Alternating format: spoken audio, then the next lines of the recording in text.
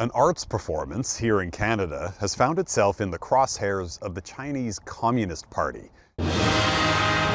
Shen Yun is a classical Chinese dance and music show that was launched 2 decades ago in the United States and now holds performances all over the world. The organization describes itself as a celebration of Chinese cultural traditions before communism.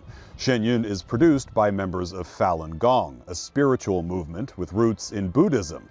And for those reasons, the Chinese Communist Party despises Shen Yun performances. The Falun Gong movement itself is persecuted in China, like all other religious groups.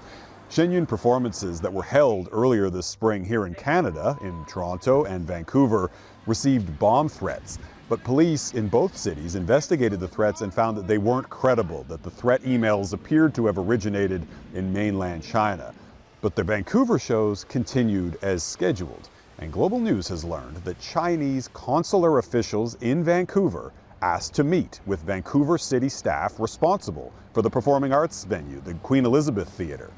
That meeting took place in early April, and in that meeting, sources say Chinese consular officials pressured Vancouver city staff to cancel the Shen Yun performances.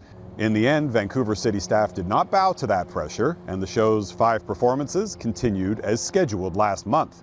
We've spoken with Canadian performers in Shen Yun who say they've long faced threats and harassment, but that this alleged example of Chinese consular officials trying to get the show shut down represents a new escalation and a clear example of foreign interference.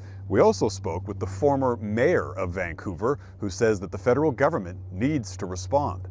What's worrying to me is the level of interference. Taking pot shots at politicians is one thing, but starting to infiltrate within the civil service and directly intimidating civil servants I haven't heard of that before. So this is perhaps an emboldened move by the consulate. Prime Minister Mark Carney has been looking to turn the page, to reset relations and strengthen trade ties with China. And the Prime Minister has also appeared more reluctant to criticize Beijing's human rights record. And Chinese dissidents here in Canada, including those involved with Shen Yun, worry that the Canadian government will turn a blind eye to transnational repression to avoid angering Beijing.